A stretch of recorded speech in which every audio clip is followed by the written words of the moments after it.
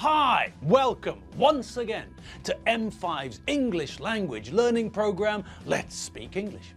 I'm Gav Duncan and I'm here on your TV to help you learn English. Now, are you sitting comfortably? Yes? Good. And are you ready for today's lesson? Yes? Good. Okay, well let's learn English together. And hello again, people. Hello and welcome to today.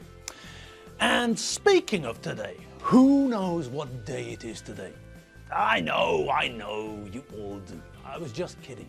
I was only pulling your leg. So, as you all know, as you're all aware of the fact that today is Wednesday, you're also all aware of the fact that this is the middle of the week. Yes, you know that, and I know that. And I know that you know, and you all know that I know that you know. And let's not forget, you all know too. So, here we all are, midway between the weekend and, well, the next weekend. And are you all ready? Are you all wondering about what we're going to hear about today? Are you all curious to find out, to discover, to learn, to see and hear what happened to Tim? All right, then. So, for anyone who missed it, let's bring you all up to speed on the Benchfield situation. Alfredo left Doreen and John with the shopping trolley. They were in the fruit and veg section, but after they selected all the fruit and veg that the family needed, they set out. They started out on their own to complete the rest of the shopping. They didn't know where Tim and Lizzie were. They also didn't know where their dad, Alfredo, was. Alfredo was looking for Tim and Lizzie. Tim and Lizzie were looking for their dad, Alfredo, and their siblings, Doreen and John. So the Benchfield group had split into three groups. One group were doing all the hard work. Doreen and John were selecting, choosing, picking things that they thought the family needed. And after they had decided what the family needed, they put it into the shopping trolley. Another group, Tim and Lizzie, were just wandering about looking for the other members of their family. But, as usual, Tim was dragging his heels. Do you know that phrase? The phrase to drag your heels. Can you figure it out? What do we know about Tim? What do we know about Tim's character? Well, think about it. The one word which we always hear when someone is talking about Tim. The one word which we always see in connection with Tim. What is it? What's that one word? It's an adjective, isn't it? Yes? Well, okay. Is it tall? Is that the word we always think of when we think of Tim? No. Well, what about fat? That's another adjective. Is that the adjective we always think of when we think about Tim? Nope, it's not fat either. Well, what about intelligent? Is that the adjective that we always think of when we consider Tim? No, it's not intelligent either, is it? The word we always think of when we think about Tim is this word. Yes, that's the word. Lazy. That's the adjective we always think of when we think of Tim, isn't it? Whenever we consider Tim, whenever we reflect on his character, whenever we meditate on what he's like, whenever we contemplate his personality, then we always come back to the idea of laziness, don't we? Tim's lazy, he's idle, he's a layabout, he's a skiver, he's a couch potato. Okay, and all of these words, these adjectives and nouns, they all bring us back to that phrase, to drag your heels. Now, to drag your heels isn't a synonym for the adjective lazy, but there is a connection. If you don't want to do something, then we say that you're dragging your heels. This phrase means that you're deliberately doing something as slowly as possible because you don't want to do it. Imagine a situation where your boss wants you to, I don't know, I know. Your boss wants you to prepare a report, but everyone knows that when the report is finished, Your boss is going to give you the sack. Your boss is going to fire you. Your boss is going to give you your notice. Your boss is going to make you redundant. Okay, so that means that there's no good incentive for you to finish the report. You know that as soon as the boss has the report on their desk, they're going to call you into the office and say, listen, it's been lovely working with you and I really like you, but, well, I'm afraid I have to give you the push. Sorry, bye. Now, in this situation, there is obviously very little incentive for you to finish the report quickly, is there? You know that as soon as it's there on the boss's desk, you're going to be out the door. And what if you only have to work for another 22 days in order to qualify for your annual bonus? What if we add that ingredient to the recipe, eh? What about now? Exactly. Think about what you're going to do.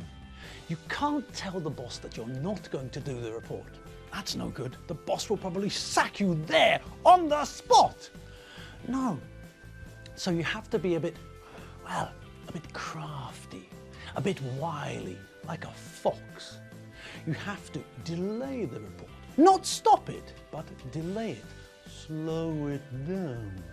You have to make sure that you don't finish the report before you complete the 22 days. After that, you're home free.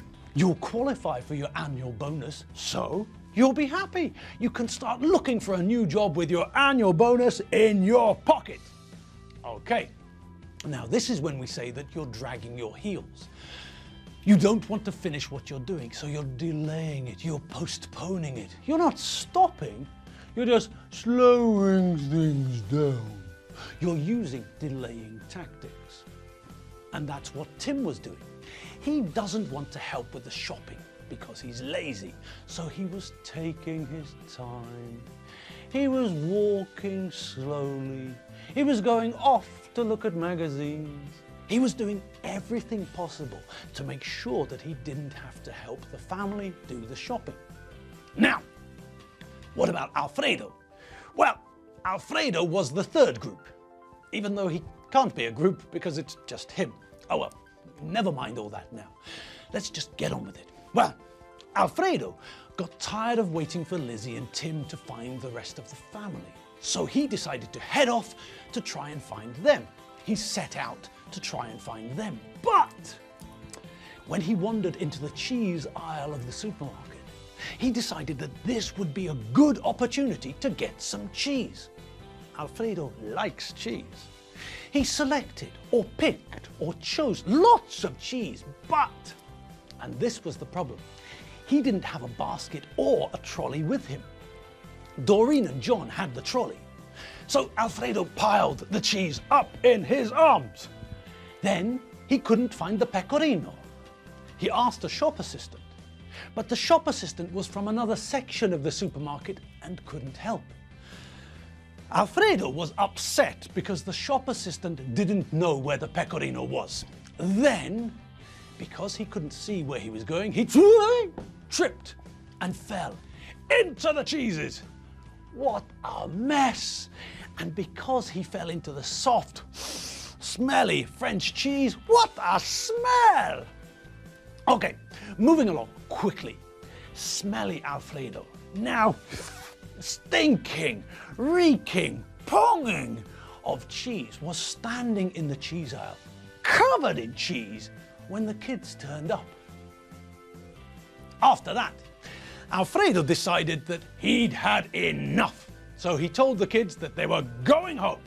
He told the kids to leave the shopping trolley full of shopping in the middle of the aisle and to go to the car. Doreen pointed out that this was a waste of time. Doreen and John had been shopping while the others were looking for each other. Alfredo recognized that Doreen had a good point. So he agreed that they should go to the checkouts, queue up, load their shopping onto the conveyor belt, pack the shopping into bags, pay for everything and go home. That way, they wouldn't have wasted their time. And that's where we last saw them, isn't it? But there's another problem, isn't there? Yes, there's always another problem with the bench fields. This time, When they were at the checkouts, loading their food onto the conveyor belt, Alfredo started to wonder about where the car was. He wanted to ask Tim where the car was parked, but suddenly everyone noticed that Tim wasn't there. He'd disappeared. Tim had vanished into thin air. And now it's time to see where he's got to. Where on earth is he? He was just here. I don't know. I didn't see him leave, nor did I. Lizzie, what do you mean? Well, maybe it's nothing, but I think that something fishy's going on. Something fishy? Like what? What sort of fishy thing? I don't know. I've just got a feeling that something's going on. Really, Lizzie, there isn't time for mucking about. I've had a very long, very stressful day. We've been in this blinking supermarket for hours now.